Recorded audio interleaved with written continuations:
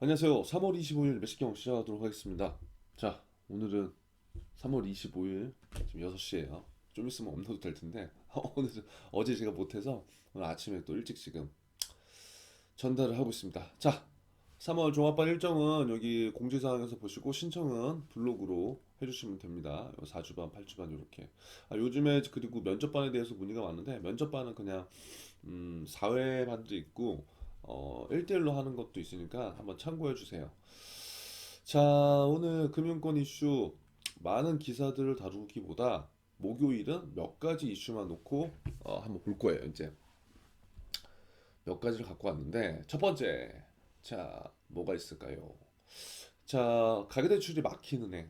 가계대출 막히는 애. 이젠 기업에는 또 근데 이건 제가 뭐 계속적으로 해왔던 얘기여서 매식경을 지속적으로 시청했던 친구들이라면 내용 대부분 다 알 거예요. 하지만 어, 예전에 안 들어왔던 친구들을 위해서 다시 해보겠습니다. 자, 5대 은행의 전체 기업 대출 잔액 작년 말 대비 7조 7천억이 늘었대요.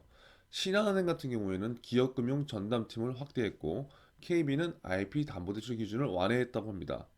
자, 그러니까 이 하나의 우리가 지금 기사에서 보는 건 이게 금융산업, 금융산업 중에서도 은행업이죠. 그러니까 은행이라는 그 하나의 금융기관의 방향이라는 거예요, 전체적인. 그러면 가계대출이 막혔잖아요. 지금 가계대출이 막혔다는 거는 부동산 투자건 아니면 개인들의 신용 때문이건 정부에서 과도한 부채로 인해서 야, 정말 서민들 이게 대출 좀 그만해줘야지 되지 않겠어. 은행들 너희들이 알아서 속도 조절 좀 해봐. 이게 이제 작년부터 시작된 거잖아요. 그래서 여기에서 은행들이 이제 개인들한테는 대출을 뭐 해줄 수 있는 것들이 없다는 거죠. 신용대출을 물론 해주긴 하지만 규모가 작잖아요. 근데 부동산 담보대출이나 뭐 다른 부동산을 통한 대출을 지금 일으킬 수는 없는 상황이고 그렇다면 은행에서 뭔가 수익을 내야 되는데 은행에서 수익을 내야 되는데 이자에서 수익을 내야 되는데 그 가계대출이 먹혔으면 이제 기업대출로 이제 좀 더 포커스가 맞추는 거죠. 그게 은행 산업의 지금 방향이라는 거예요. 그럼 산업의 방향은 국민은행도 똑같고 신한은행도 똑같고 KB도 똑같고 다 똑같다는 거지. 농협도. 그런데 그 중에서 신한은행에서는 이렇게 그 전략을 쓰는 거고 KB에서는 이러한 전략을 쓴다는 거예요. 이게 기업 분석이 된다는 거죠. 이해되시죠? 그러니까 이렇게 해보라는 거예요, 여러분도. 자, 올 들어 증가한 은행 기업 대출이래요. 작년 12월 말에 578조에서 올해 3월까지 세 달 동안 보면은 7조 넘게 이제 증가된 거죠. 그러면 증가된 이유를 크게 보자면 뭐가 있을까요? 뭐 많은 이유들이 있겠죠? 은행들이 뭐가 있겠죠?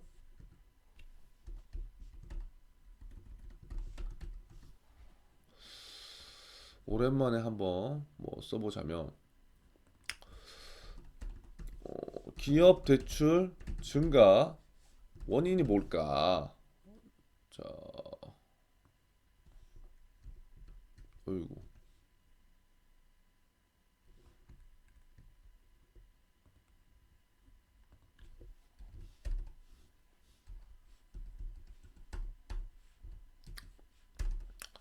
이게 어색하네요. 요 정도만 해도 뭐 대략 보이겠죠? 기업 대출하는데 원인이 뭘까? 첫 번째, 뭐 많은 원인이 있겠지만, 기업에서 돈이 그냥 필요한 거예요. 돈이 막 필요해서 대출이 갑자기 증가될 수 있잖아요. 그런데 여기 보세요. 작년에 지금 12월 말하고 올해 3월 초니까 세 달인데 세 달 동안에 기업들이 뭐 막 돈이 막 필요한 일이 있었을까요? 물론 돈이 막 필요한 것도 있었겠지만, 뭐 방향성 다양한 거니까 뭐 이런 것도 있을 수 있고 두 번째는 대출 원인이 증가했다는 건 뭐야? 이 방향 전환 이게 뭐냐면 은행 입장에서 예를 들어서 대출이라는 걸 토대로 해서 이제 예대 마진을 늘려야 되는 것은 명확한데 가계 대출을 지금 작년부터 계속 쪼이고 있는 상황이잖아요. 어? 사계에서 쪼이고 있죠. 그러면 어딘가에서는 대출을 해줘야 될 거라고. 그쵸? 그거 그러니까 당연히 기업의 은행들이 포커스를 맞췄겠고 그 기업의 대출을 포커스를 맞춘다는 건 뭐냐? 규제를 어떻게 보면 완화시켜 줄 수 있다는 거죠. 예전에는 기업에 대해서 A라는 기준을 적용을 했는데 어?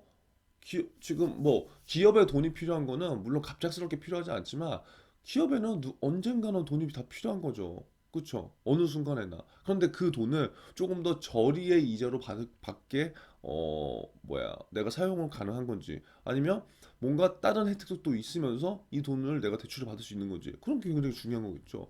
크게 대출 증가 요인은 뭐 크게 보면 이렇게 될 수 있지만 이것들을 우리가 생각해 볼 필요는 있다는 거예요. 자, 그러면 결국적으로 그냥 제가 본 입장은 이거는 기업이 돈이 갑자기 필요해서 그런 게 아니라 은행에서 마케팅을 이렇게 해서 그런 거야. 은행에서 그럼 왜 이렇게 마케팅을 해? 은행에 수익을 남겨야 되니까. 자, 그러면 마케팅을 이렇게 했다고 하는데 은행별로 어떻게 마케팅을 했는지 은행에 따라 달라지는 거죠. 그게 이제 여기에 나와 있는 거예요. 어떤 은행들은 자, 신한은행을 본다면 기업금융 마케팅 조직을 확대해서 개편했대요. 그리고 전담팀, 금융 컨설팅을 제공하는 거야. 그러니까 대출을 확대하는데 돈이 필요한 기업이 있을 수도 있지만 돈이 필요하지 않은 기업이 있을 수도 있거든요.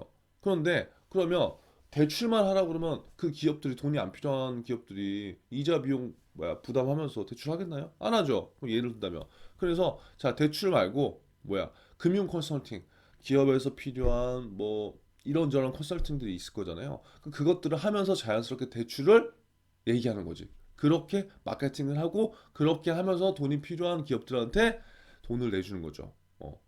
그런 방법인 거예요. KB국민은행은 IP 담보 대출을 최소 금액 하향 조정. 그러니까 담보 대출 금액 이게 규제를 완화하는 것 중에 하나겠죠. 왜? 예전에는 작년까지만 해도 최소 금액이 뭐 일정 부분 얼마였어. 근데 지금은 더 내린 거잖아요. 그러니까 조금 더 대출이 확대되는 전략을 쓴 거죠. 어떻게 보면 이것들이 국민은행에서 예를 들어서 이것들을 국민은행 강점으로 끌고 간다. 그럼 뭐가 될 수 있어요? 담보대출 하는 사람들이 뭔가 돈이 필요한 사람들인데 그러한 부분들을 조금 더 지원하고 사회경제에 이바지하기 위해서 한도를 조정해서 많은 사람들이 필요한 자금을 쓸 수 있게 한 것이 국민은행의 강점이 될 수 있다는 거죠. 이것들을 우리가 면접에서 쓸 수 있고 자소서에 놓을 수 있다는 거죠. 또 우리은행 같은 경우에는 비대면 영업 확대 위해서 기업 모바일 금융모를 출시했다는 거죠. 통상적으로 기업 금융 같은 경우에는 대출을 모바일로 잘 안 하겠죠. 잘 안 하겠죠. 그럼에도 불구하고 기업 모바일 금융모를 대출을 열었다는 건 조금 더 빠르고 쉽고 접근성 있게 지금 우리은행 쪽에서는 또 이러한 전략들을 갖고 나간다는 거죠. 그러니까 여기 보면은 은행별로 다 다르잖아요. 근데 여러분들은 어디 은행이 내가 학교 갈지 몰라. 그쵸? 그러면 그때그때 맞춤식으로 이런 것들을 활용할 수 있어야 돼요. 그러니까 이거를 지금 딱 보고 외우라는 게 아니에요. 자, 하루에 하나씩 저랑 하는 매식경은 몇 개의 기사를 이제 읽고 끝내는 거지만 여러분들이 해야 될 건 뭐다? 음, 한 개의 기사를 매일매일 오피니언 하면서 이거를 내 노트에다 딱딱 붙여놓는 거예요. 그리고 이 하나의 노트를 쭉쭉 붙여넣어서 여러분들이 오피니언으로 이렇게 만들어 놓는다면 나중에 여러분들 면접 갈 때요 이것만 갖고 가면 돼요. 왜? 여기 안에 다 들어있는데 기업 분석까지 산업 분석까지. 음. 그리고 하는 방법은 제가 지금 하는 대로 이렇게만 해도 충분하다고 충분하다. 음. 한번 읽어볼게요. 금융당국 압박에 가계대출 더 이상 늘리기 힘들어진 시중은행이 기업대출 확대에 역량을 집중하고 있다. 아까 얘기했어요. 기업금융 마케팅 조직을 확대 개편하고 대출 신청 최소 금액을 낮춰 대출 문턱을 낮추는 등 기업 고객 유치에 적극 나서는 모습이다. 왜? 먹고 살아야 되니까. 이익을 올려야 되니까. 자, 5대 은행은 잔액이 늘었다. 신한은행은 최근 기업금융 마케팅 조직을 개편했다. 기존 기업 마케팅부 소속 PRM 팀을 PRM 마케팅 부로 승격하고 이렇게 했다. 그러면 신한은행에 우리가 나중에 가고 싶은 학생들은 PRM이라는 부서 이름을 하나 숙지해 놓는 것도 좋겠죠. 예를 들어서 내가 기업금융에 대출 여신하고 싶어. 1분 자기소개를 해요. 예를 들어서. 근데 대부분은 우리가 안녕하세요. 뭐 어디에 지원한 누구입니다. 저는 몇 가지 역량을 갖고 있어요. 이러한 경험이 있습니다. 두 번째 이러한 영향이 있습니다. 뭐 이렇게 하잖아요. 그런데 이거는 너무나 식상해. 그러니까 식상한 거 중요한 게 아닌데 면접관들 입장에서 봤을 때 똑같은 패턴으로 똑같은 얘기를 역량만 바꿔서 학생들 얘기하니까 관심이 없는 거예요. 예를 든다면. 그런데 예를 들어서 제가 뭐 이거를 보고 이렇게 하는 거죠.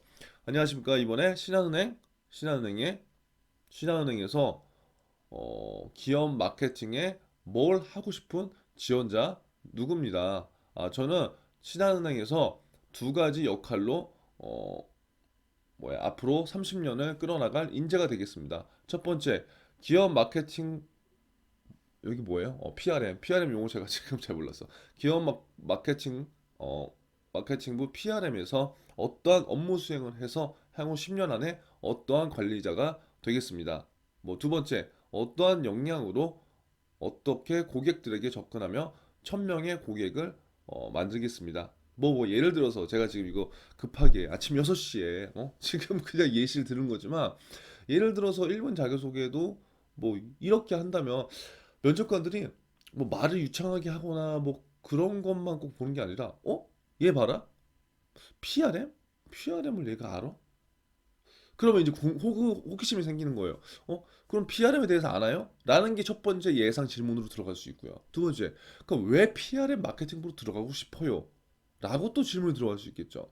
그러니까 이렇게 1분 자기소개에서 예를 들어서 내가 원하는 대로, 그리고 이런 것들을 의도한 대로 끌어가면 굉장히 유리한 포지션을 잡을 수 있어요. 그러니까 이거를 여러분 1분 자기소개 쓰라는 게 아니라, 이 용어 PRM이라는 용어는 뭐예요? 신한은행에서 쓸 수 있는 로열티로 갖고 갈 수 있는 한 가지의 단어라는 거죠. 그러니까 이런 키워드들을 은행별로 몇 가지 알면 우리가 충분히 도움이 되고, 그것들이 무의식적으로 나왔을 때 면접관들이 얘 PRM을 어떻게 알지? 이런 거예요. 그 작은 거. 그래서 그런 것들을 지금부터 여러분들이 준비하면 좋다. PRM은 뭐다? 프로젝트 앤 릴레이션십 매니저. 우리가 통사 기업금융팀장님은 RM이라고 하는데, 릴레이션 매니저라고 하는데, 신한은행 같은 경우에는 그 앞에 프로젝트를 넣었다는 거예요. 그런 것들을 한번 생각해보면 좋죠. 은행 관계자는 수도권뿐만 아니라 전국 지역별, 주요 공단별 전담팀을 꾸려서 소재, 부품, 장비 등 기간산업 핵심기업, 신보, 기보선정, 혁신기업 이렇게 대상으로 전문적인 금융상담과 솔루션을 제공할 것. 그러면 이게 메리트 있잖아요. 일반 기업 금융을 쓰는 것보다도 이러한 목적으로 지금 신한은행이 다가가기 때문에, 괜찮네, 신한은행. 전남 컨설팅 조직에 내가 가서 나 진짜 이렇게 한번 해보고 싶다. 그게 여러분들의 입사 포부가 될 수 있는 거예요. 그냥 열심히 하겠다만 쓰는 게 아니라. 자, KB국민은행은 IP 담보대출의 대출 신청 최소 금액을 기존 5억에서 3억으로 하향 조정. 아까 얘기했죠. 그 금액을 조정해주면, 하향시켜주면 훨씬 더 많은 사람들한테 기업 대출을 나가게 할 수 있잖아요. 그렇게 되면 기업도 좋을 수 있는 거고 은행도 좋고 서로 좋은 거예요. 대출을 허들을 낮춰서 우수 기술력을 보유한 중소기업을 더 많이 유치하겠다는 취지다. 자, 보세요. 취지만 보면 얼마나 좋아요. 그쵸? 표면적으로 드러나는 건 다 이런 취지예요. 물론 그 이면도 이런 취지가 있겠지만, 우수 기술력을 보유한 중소기업이 돈이 없어서 담보대출 못 받아서 좋은 것들을, 좋은 기술력을 발휘하지 못하면 그거는 중소기업뿐만이 아니라 국가 경제에 치명적인 치명타가 될 수도 있겠죠. 근데 그것들을 누가 지금 대출 하향이라는 제도를 통해서 누가 지금 뭐야 기여하는 거예요? 제공해 주는 거예요? 국민은행이 해주는 거예요. 국민의 강점 아니에요? 맞잖아요. 그러니까 면접에서 이러한 식으로 계속 생각해야 돼, 계속. 그러니까 이게 지금 신문 기사를 하나 갖고 이렇게 계속 우리가 하는 연습을 해보는 거, 이게 지금 이거를 갖다가 이렇게 생각해 볼 수도 있겠네. 이거를 이렇게 될 수 있겠네. 그 연습들을 지금 저랑 같이 하는 거고요. 중소기업은행 전용 원 KB 기업 패키지도 이렇게 됐고요. 7종으로 늘렸대요. 자, 우리은행은 지난 2월 말 이렇게 됐고, 비대면 영업 강화하겠다는 취지다. 자, 시중은행이, 그러니까 이제 이유를 알아야 되겠죠. 은행별로 이렇게 다른 건 다 알았죠. 자, 그러면 왜 기업 대출에 이렇게 적극적으로 영업을 하느냐? 그거는 바젤3 도입 영향이 크대요. 자, 기업 대출을 지금 가계 대출 때문에 꽝꽝 묶여서 결국 대출이 안 나가면 은행은 이자가 안 나와. 수익이 안 나. 그럼 가만히 있어야 되느냐? 아니죠. 그래서 기업 대출을 넘어선 건데, 그 이면에 또 다른 이유가 뭐가 있냐? 바젤 3의 도입 영향이 있기 때문에 기업 대출에 조금 더 신경을 쓴다는 거예요. 자, 그럼 뭐 때문에 그러냐? 바젤 3는 국제결제은행, BIS 산하 바젤은행 감독위원회의 새로운 은행 자본 규제의 기준으로, 바젤 3는 뭐예요? 그럼 결국 새로운 은행 자본 규제의 기준, 신용 등급이 없는 중소기업 대출의 유형 가중치를 100%에서 85%로 낮추고, 기업 대출 가운데 무담보 대출과 부동산 담보 대출의 부도시 손실률을 각각 하향 조정하는 것이 핵심이래요. 이해되시죠? 바젤 3가 새로운 은행 자본 규제의 기준인데 이러한 것들이 가중치가 이렇게 되고 이렇게 하향 조정하는 게 핵심이래요. 이에 따라서 신용 위험이 큰 이에 따라서 위험이 큰 신용 대출 등 가계 대출보다 기업 대출을 늘리는 것이 BIS 자기자본 비율 등 은행 자본 건전성을 개선하는 데 유리해졌다. 아, 뭐야, 어려워. 아, 오늘 신발 금을 긁래. 이런 게 이러지 말고 이걸 내가 딱 정리를 해드릴게. 결국은 뭐냐? 우리가 은행이라는 금융기관은 이익을 내야 되는데 가계대출을 막혔어. 대출 중에. 그럼 가계대출 지금 잠시 보류. 기업대출이야. 기업대출 하는 이유는 뭐다? 바젤3 도입 영향이 커. 왜? 여기에는 지금 현재 상황에서 은행의 자본 건전성을 유지하기 위해서 바젤3를 도입을 뭐 아파 죽겠네요. 도입에 영향이 있는 거고 결국 뭐야? 여기 나왔다시피 은행 자본 건전성을 개선하는데 유리한 거예요. 왜? 가계대출보다 신용대 기업 대출이. 그러니까 이러한 이유로 기업 대출을 지금 늘리고 있다. 그냥 그렇게만 기억을 해두면 돼요. 우리는 심플하게. 뭐 외워야 될 건 그냥 바젤 3. 그게 건전성의 기준이 기업 대출을 하는데 좀 더 도움이 됐다. 그렇게만 할 수 있으면 되는 거예요. 자, 그래서 한은행 관계자는 올해 집단 대출도 규모가 큰 가계 대출 영업은 되도록 자제하고 기업 대출로 채우기 내부 방침을 정했다고 한은행 관계자가 얘기했는데 이거는 제가 몇십 경에서 계속 얘기했지만 은행의 영업 상황에 따라서 이게 다 바뀌어져요. 그러니까 아무쪼록 오늘 이 기사를 지금 몇 분 한 거예요? 16분. 이 기사 하나만으로도 이렇게 쪼개보면 할 게 많다는 거죠. 자, 이 기사는 제가 왜 갖고 왔냐? 롯데 신세계 외나무 다리에서 만났다. 지금 자소서로 쓰고 있는 학생들도 있을 거죠. 그쵸? 그러니까 이런 거를 잘 봐야 돼요. 그리고 금융권만 하면 안 된다고 제가 분명 말씀드렸어요. 여러 개의 관심을 가져야 돼요. 자, 이커머스에 대해서 나왔습니다. 한번 볼게요. 강희성 이마트 대표가 24일 이페이 코리아 인수를 진지하게 검토하고 있다고 밝혔다. 강희태 롯데 쇼핑 대표도 전일 주주총회에서 이베이 코리아 인수에 충분히 관심이 있다고 했다. 아, 그러니까 이커머스 1위가 되기 위한 롯데와 신세계의 싸움이 시작된 거예요. 아, 여기 보면 롯데는 중고나라 포함해서 32조 6천억, 신세계 SSG 포함해서 23조 9천억.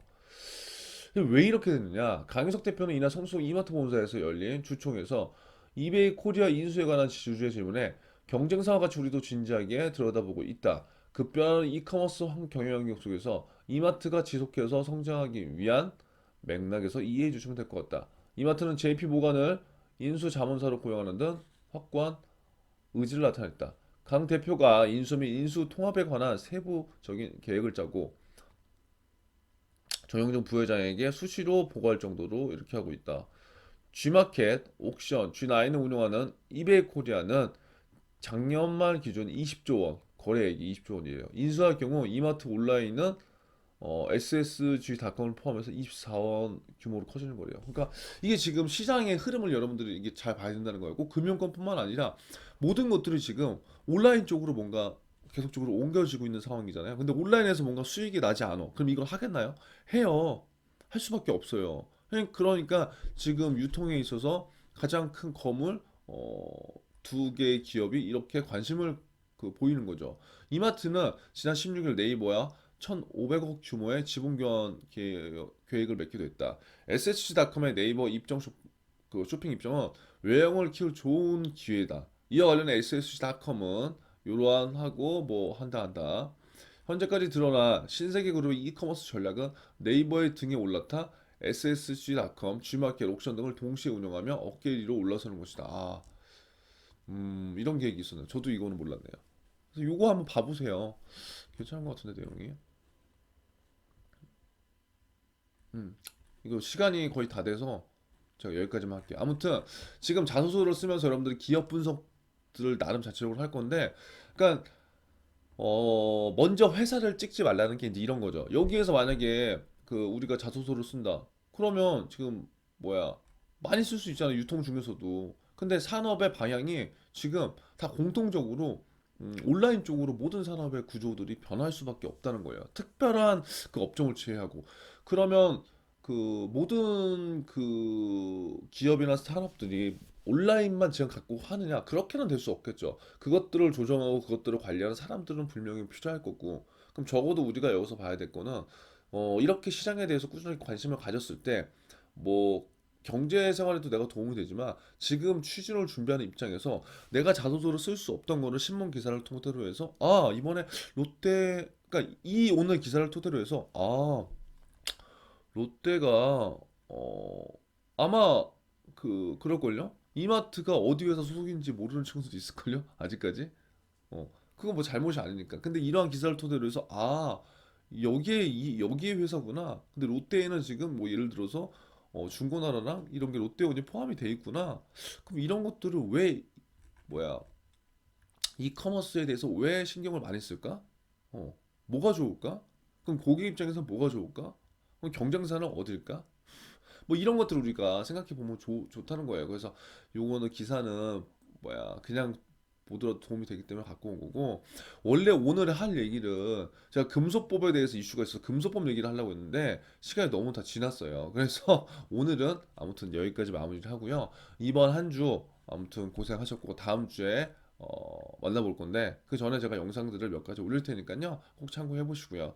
금소법에 대한 거는 제가 따로 매식경이 아니라 뭐 다른 카테고리를 토대로 해서라도 한번 다뤄보겠습니다. 아무쪼록 이번 한 주 고생하셨고요. 오늘도 화이팅!